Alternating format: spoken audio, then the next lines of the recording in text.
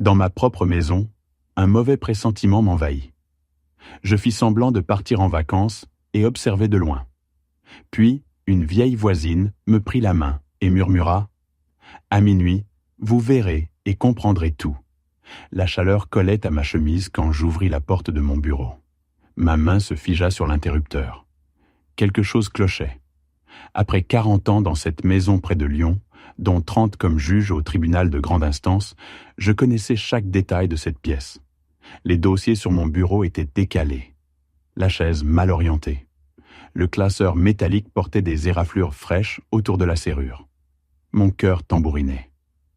Quelqu'un avait fouillé ces papiers méthodiquement, essayant de les replacer. Presque parfaitement.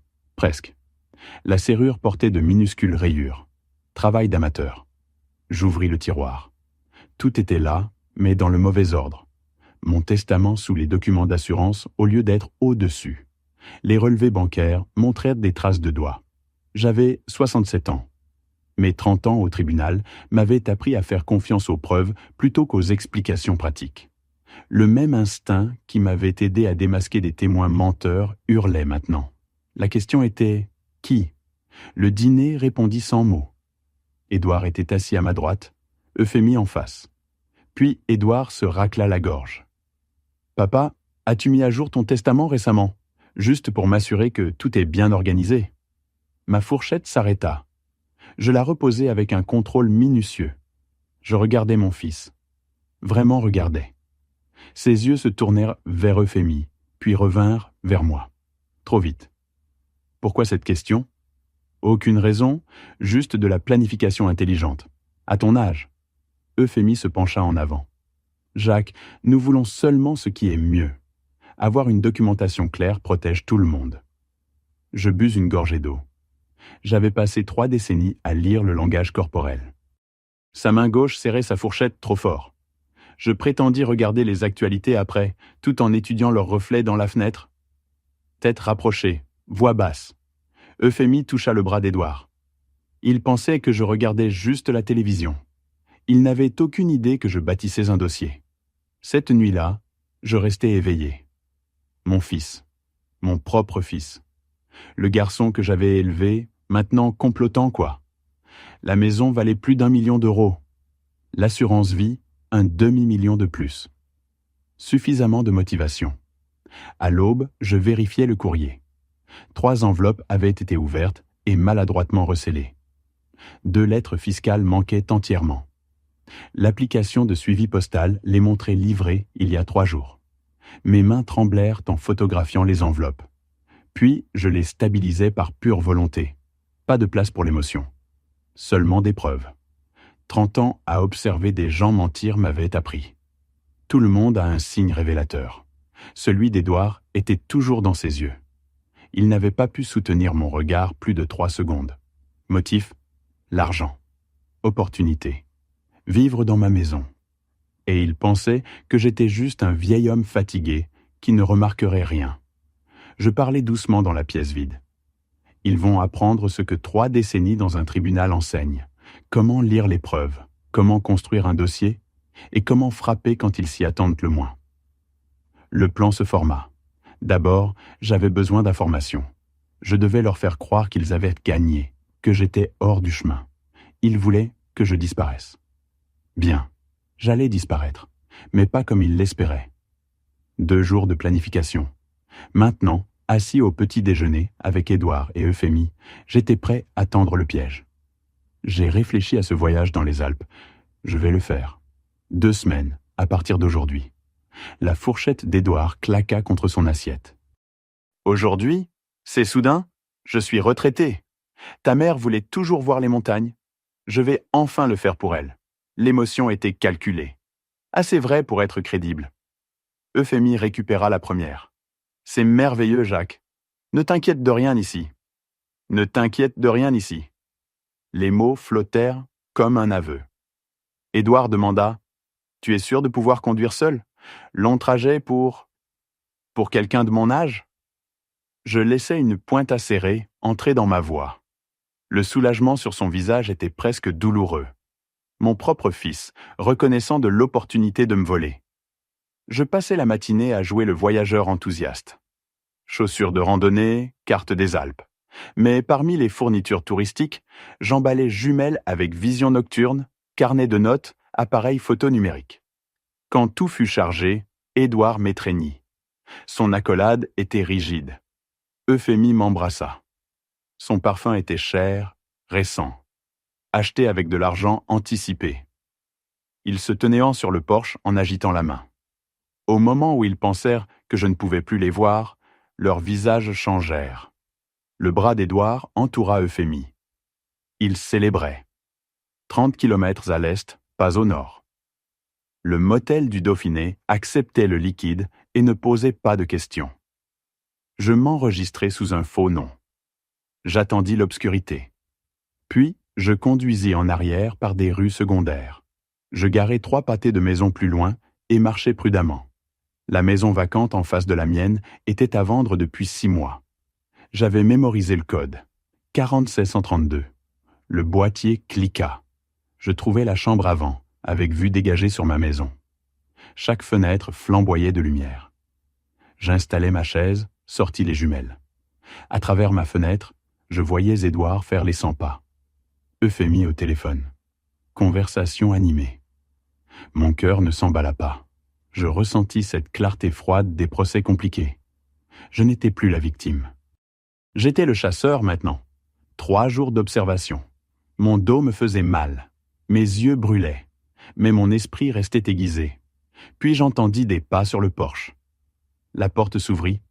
Je me figeai. Georgette Dubois se tenait dans l'embrasure. Cheveux argentés, cardigan crème. Son expression, pas de surprise, juste reconnaissance calme. Je vous observais les observer, Jacques. Madame Dubois, que faites-vous ici ? Elle entra. La même chose que vous, découvrir la vérité. Elle sortit un carnet. Écriture soignée, date, heure. Un homme est venu mardi après-midi. Costume d'affaires, attaché case en cuir. Il est revenu jeudi. Édouard l'a laissé entrer les 2 fois. Vous êtes certaine ? Je suis peut-être vieille, mais mes yeux fonctionnent bien. Je reculai. Ce n'est pas votre affaire. Votre famille vous vole. Cela en fait l'affaire de tout le monde. Les mots frappèrent comme un verdict. Le silence s'étira. Finalement, qu'avez-vous voulu dire à propos de minuit ?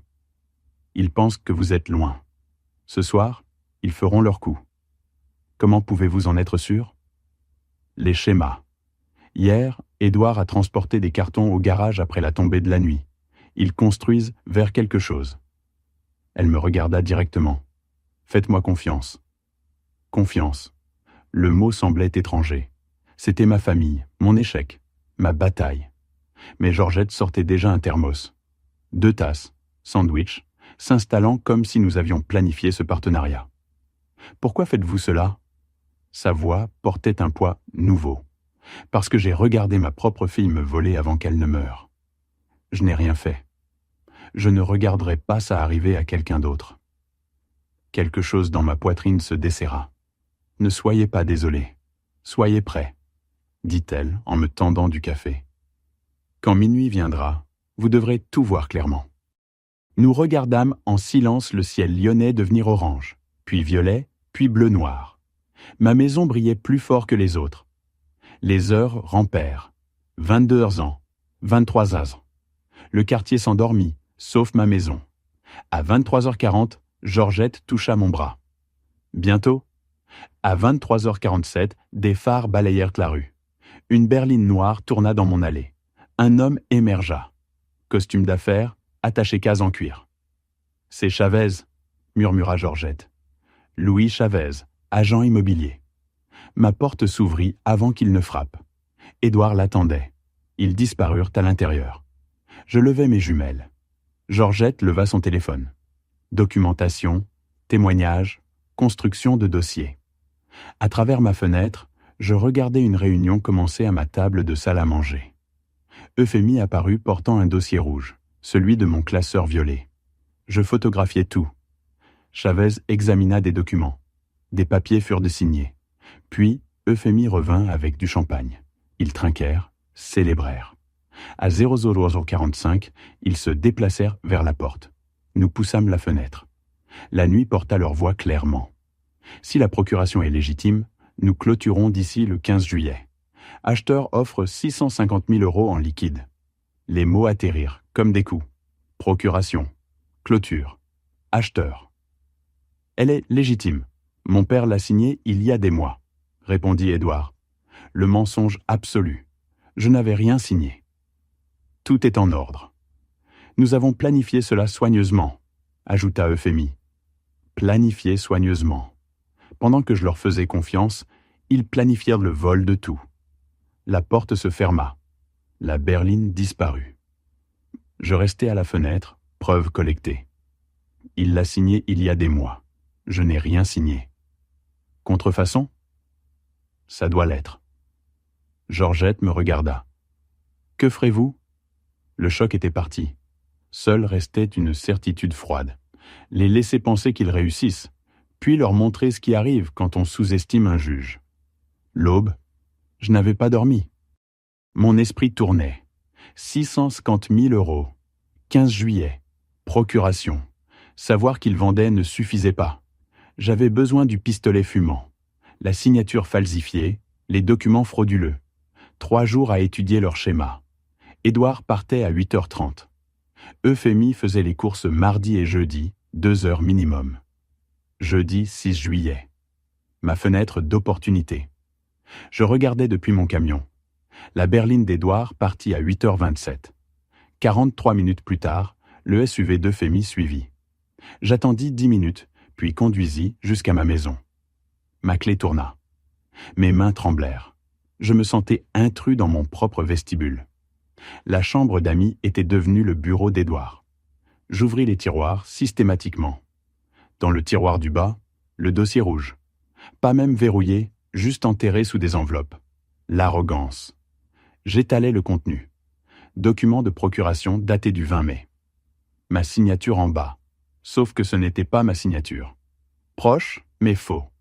La boucle sur le J de Jacques ne correspondait pas. Je photographiais tout. La procuration. L'accord de vente avec Richard Beaumont de Paris. Clôture, 18 juillet. Prix, 650 000 €. Puis des pages glissèrent. Email d'Euphémie. Marque, une fois la vente conclue, j'aurai ma moitié. 325 000 €. Assez pour recommencer. Je me figeais. Plan détaillé. Après la clôture, elle prendrait les enfants, quitterait Édouard, déménagerait à Paris. Édouard pense que nous achetons une maison ici. Il ne sait pas que je pars. Mon fils était utilisé. Un outil jetable. Trahison jusqu'au bout. Mais ça ne l'excusait pas. Je photographiais les emails, remis tout en place exactement, et parti. Au motel, j'étalais tout. Téléphone connecté à l'ordinateur. Preuve transférée. L'image était complète. Documentation solide. Le genre qui survivait au contre-interrogatoire. J'appelais Georgette. J'ai tout. Documents, preuves, contrefaçon. Vous êtes entré ? Ma maison, mes preuves. Ils la vendent le 18 juillet. Jake, quelle est votre prochaine action ? Il est temps de construire une poursuite. Je fixai la signature falsifiée sur mon écran. La reproduction soigneuse mais imparfaite. Les dernières traces de douleur brûlèrent en quelque chose de plus froid. Ils avaient fait de moi le chasseur. Le tribunal était maintenant en session. Le lendemain, je m'habillais en costume complet. Bleu marine, cravate conservatrice, chaussures cirées. Dans le miroir, je vis le juge Laurent revenir. Pas le propriétaire confus, l'homme qui avait présidé des centaines de procès. Je rangeai mon dossier de preuves et conduisis au centre de Lyon. Le bureau de notaire de Marguerite Chen. Je la connaissais depuis 15 ans. Professionnelle, discrète. Jacques, j'ai entendu dire que vous voyagiez. Changement de plan. Je glissais un affidavit manuscrit. J'ai besoin que ceci soit notarié. Elle lut lentement. Ceci déclare que vous n'avez jamais signé de procuration. Correct, jamais exécuté, jamais autorisé quiconque concernant ma propriété.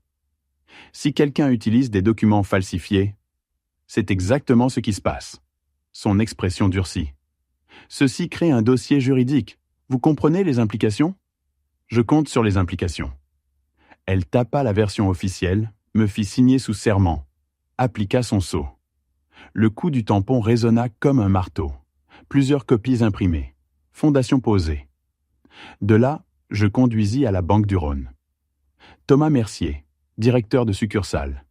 Nous nous connaissions depuis 20 ans. Jacques, je pensais que vous étiez dans les Alpes. Voyage écourté. J'ai besoin d'un gel formel sur toute transaction immobilière impliquant ma propriété. Un gel nécessite une cause importante. Tentative de vente frauduleuse, document avec autorisation falsifiée. Il fronça les sourcils, doigt sur le clavier. Vous êtes certain ? 30 ans comme juge m'apprennent à reconnaître les signatures falsifiées. Il tapa rapidement. Gel placé immédiatement. Aucun transfert sans vous physiquement présent. Il imprima la confirmation. Désolé que vous ayez à gérer ça. Deuxième barrière érigée. Après-midi, bureau de Catherine Moreau, avocate en fiducie. 15 ans spécialisée dans la protection des actifs. Une fiducie irrévocable est votre meilleure option. À quelle vitesse ? Je peux la rédiger aujourd'hui. Date d'établissement ? Le moment crucial. 15 mai. Elle ne questionna pas. Elle rédigea les documents en 2 heures. Vous ne pouvez pas facilement l'inverser. Vous êtes sûr ? J'ai besoin de protection absolue. Puis-je demander ce qui motive cette urgence ? Disons que j'ai appris que la famille ne signifie pas toujours sécurité. La compréhension traversa son visage. À 16 ans, ma maison existait légalement dans une fiducie irrévocable avec moi comme seule fiduciaire. La procuration falsifiée d'Édouard, datée après, était sans valeur. On ne peut pas vendre une propriété qu'on ne contrôle pas. Le piège juridique s'était refermé avant même qu'il ne le sache. Je payais 3 500 € et retournais au motel. Ce soir-là, je transformais la chambre en salle de guerre. Documents étalés, dossiers organisés. 1. Surveillance et observation de Georgette. 2. Documents falsifiés et analyse de signature. 3. Affidavit notarié et mesures préventives. 4. Déclaration de témoins de Georgette. 5. Fiducie prouvant propriété antérieure à la contrefaçon. Je photographiais tout, fis des copies. Rien laissé au hasard. J'appelais Georgette. Le cadre juridique est en place. Propriété en fiducie. Banque verrouillée. Quand les confronterez-vous ? 18 juillet, à la table de clôture. Pourquoi attendre ? Impact maximum. Les laisser penser qu'ils ont gagné, puis regarder leur monde s'effondrer en public. C'est froid, Jacques. C'est la justice. Je fixais la signature falsifiée sur mon écran. Ils ont choisi la tromperie. Je choisis la loi, les preuves, les conséquences auxquelles ils ne peuvent échapper. 12 jours jusqu'à la clôture. La forteresse juridique était complète. Mon camion tourna dans l'allée le 14 juillet, 14 heures. Le soleil de Lyon brillait. Ma maison semblait exactement comme avant. Sauf que tout était différent. Je savais ce qui vivait à l'intérieur.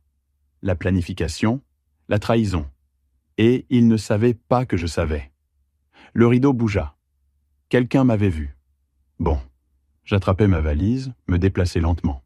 Maladresse calculée. Je suis rentré. Le voyage n'a pas marché. Édouard apparut, visage figé avant un sourire forcé. « Papa, tu es rentré tôt ?» Euphémie descendit, yeux calculants. 4 jours en avance. Mais la clôture était vendredi. Il pensait avoir le temps. L'altitude m'a eu. Maux de tête. « C'est dommage, » dit Euphémie avec fausse sympathie. Message de rentrée. Ils échangèrent un regard. Rapide, chargé de sens. Soulagement mêlé de recalcul. Ce soir-là, le dîner devint une guerre psychologique. « Papa, tu sembles un peu oublieux ces derniers temps ?» Je fis une pause. « Oublieux comment ?»« Petite chose. Égarer des objets, confusion sur les dates. » Euphémie se pencha. « C'est naturel à ton âge. Peut-être voir un médecin. » Ma main glissa dans ma poche. J'appuyai sur enregistrer. Je suppose que j'ai été un peu dispersé. Le soulagement d'Édouard était visible. Je voyais ce qu'il construisait. Vieil homme ne savait pas ce qu'il signait. Démence, confusion, leur échappatoire. Il ne réalisait pas qu'il construisait des preuves de culpabilité. Je touchai ma tempe. Est-ce que je semble vraiment si confus ? Pas confus, juste fatigué. Le lendemain, au déjeuner, elle tendit le piège. « Jacques, tu te souviens de ces papiers du mois dernier ? Documents juridiques ? » « Papiers ? Quel papier ? » ?»« Formulaire de procuration. Tu les as signés pour qu'Édouard aide avec les finances. » Ma confusion était authentique. Mais pour eux, perte de mémoire. Ai-je signé quelque chose? C'est flou. C'est bon, papa, juste paperasse de routine. Si tu le dis, ma mémoire n'est pas ce qu'elle était. Le triomphe traversa le visage d'Euphémie. Il croyait avoir planté le doute. Chaque mot était enregistré. Chaque fausse accusation, preuve qu'il savait que la procuration n'était pas autorisée. Ce soir-là, je m'assis avec des écouteurs, écoutant les enregistrements. Je connectais le téléphone, sauvegardais les fichiers, envoyais des copies cryptées à Catherine Moreau. Preuve d'intention frauduleuse, 14-15 juillet. Plus tard, je passais devant leur chambre. Leur voix à travers l'interstice. Il ne se souvient même pas d'avoir signé. Parfait. S'il conteste, nous citons le déclin cognitif. Tu penses qu'il contestera? Il ne saura pas avant que ce soit fait. 3 jours de plus, puis nous sommes libres. Je me tenais dans le couloir, enregistrant. Il n'avait aucune idée. J'ouvris mon ordinateur. Message à Catherine. Ils ont mordu à l'hameçon. Établissent le récit du déclin cognitif. Réponse immédiate. Enregistrement clair. Preuve de conscience de culpabilité. À vendredi, 14h. Ce sera décisif. Ils n'ont aucune idée de ce qui les attend. 3 jours rampèrent. Je maintins la performance. Confus, oublieux, inoffensif. Chaque matin, je les regardais devenir plus confiants. Chaque soir, j'ajoutais leurs mensonges au dossier. Le vendredi matin arriva. Costume de tribunal, bleu marine, cravate parfaite, chaussures cirées. Mon attaché-case en cuir, 30 ans au tribunal. À l'intérieur, dossiers organisés, preuves qui les détruiraient. J'ai quelques courses, de retour plus tard. Ils sourirent, soulagés. Dans 4 heures, ils seraient au bureau de séquestre, s'attendant à signer ma maison et collecter 150 000 euros. Au lieu de cela, ils feraient face aux conséquences d'avoir trahi un juge. Bureau de séquestre Soleil du désert, 2e étage, nord de Lyon. À travers les murs de verre, je les vis rassemblés. 13h50, Louis Chavez en bout de table. Édouard et Euphémie à gauche, énergie nerveuse. Richard Beaumont, l'acheteur parisien, à droite. Sarah Martinez, l'agent de séquestre, arrangeait des papiers. Tout procédait normalement. Juste une autre clôture. 14h exactement. Catherine Moreau à côté de moi. Prêt? Je suis prêt depuis 2 semaines. J'ouvris la porte. Toutes les têtes se tournèrent. Les conversations moururent. Le visage d'Édouard se vida de couleur. Euphémie se leva à moitié. Chavez semblait confus. Beaumont, agacé. Je marchai jusqu'au bout de la table. Posai mon attaché-case avec un clic décisif. Bon après-midi, je suis Jacques Laurent, propriétaire réel de la propriété que vous tentez d'acheter. Jacques? Euphémie se leva. Que fais-tu ici? J'ignorais, m'adresser à Martinez. Cette transaction ne peut pas procéder. La procuration est falsifiée. Papa, ce n'est pas...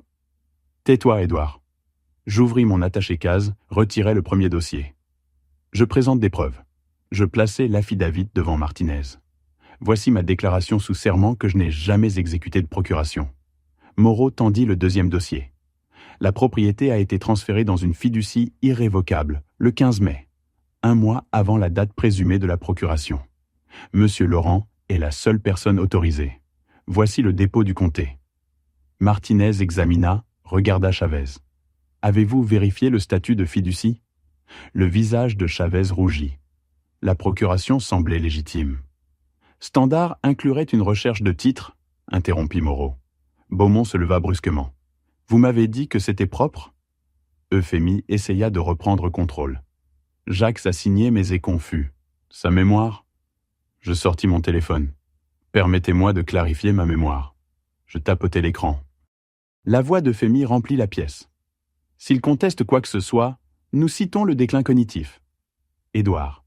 3 jours de plus, puis nous sommes clairs. Euphémie. Puis nous sommes libres. J'arrêtai. Le silence était absolu. Est-ce que cela ressemble à quelqu'un qui croyait innocemment que j'avais signé? Je retirai le 3e dossier. Photographie de surveillance, horodatée. Votre réunion de minuit avec Chavez le 2 juillet. Document sur ma table. Édouard signant. Euphémie présentant mes dossiers de mon coffre fracturé. Je projetai les photos. Chaque image horodatée, indéniable. Beaumont se pencha, étudia, se tourna vers Chavez avec dégoût. « C'est de la fraude.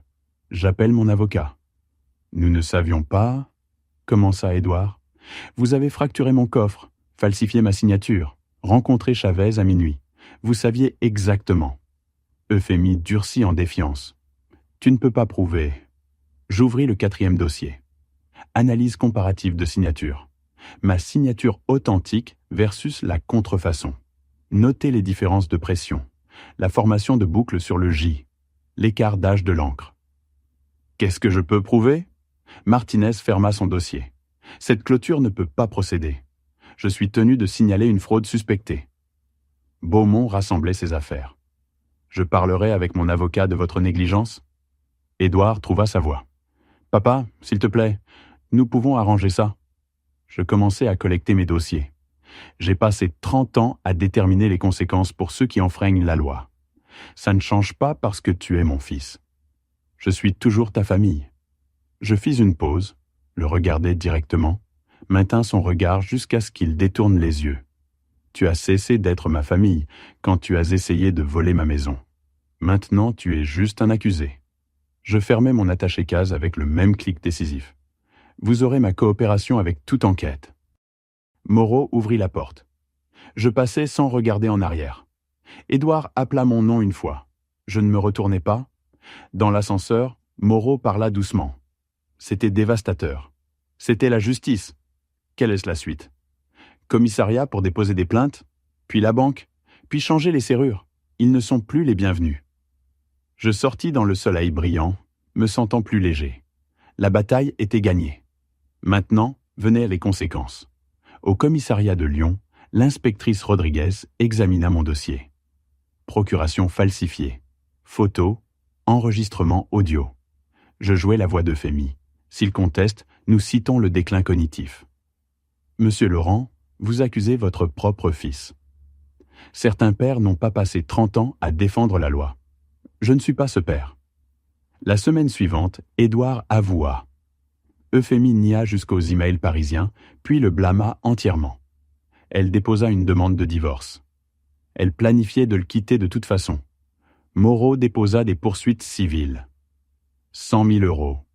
Le jugement les suit pour toujours. C'est le but. 29 juillet. Expulsion accordée. 1er août. Édouard vint à ma porte. « Papa, s'il te plaît, donne-moi une autre chance. Tu as fait des choix calculés. Tu es mon père. J'étais ton père. Tu as fait de moi une victime. » Je fermai la porte, changeai les serrures. 28 août. Tribunal de grande instance du Rhône. Pendant 30 ans, j'étais entré par les couloirs judiciaires. Maintenant, je passais par les détecteurs. « Coupable, votre honneur », murmura Édouard. « Coupable ?» dit Euphémie. Harrison lut ma déclaration. La relation n'excuse pas le crime, elle l'aggrave. Probation, amende, restitution, interdiction professionnelle. Le marteau tomba. Sur les marches, Georgette attendait. La justice a prévalu ? Quelle est la suite ? Conseil juridique pour les personnes âgées. M'assurer que cela n'arrive pas à quelqu'un d'autre.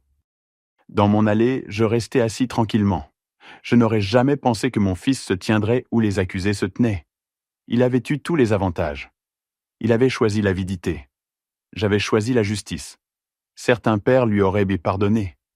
Mais je n'avais pas survécu 30 ans dans les tribunaux en acceptant la victimisation. Nouvelle serrure, paix restaurée. J'avais perdu mon fils.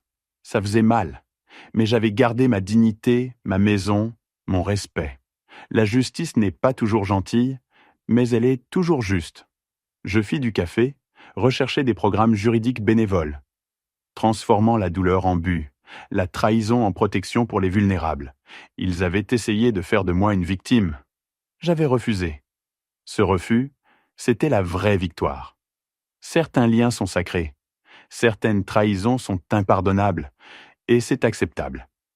La maison était silencieuse, la mienne seule maintenant. Sûre, défendue, chez moi. Merci d'avoir écouté mon histoire. Si elle t'a touché, laisse un like, écris en commentaire ce qui t'a le plus parlé et abonne-toi à la chaîne. Beaucoup d'autres histoires arrivent. Ce n'est pas la fin de la mienne. C'est seulement le début de quelque chose de meilleur.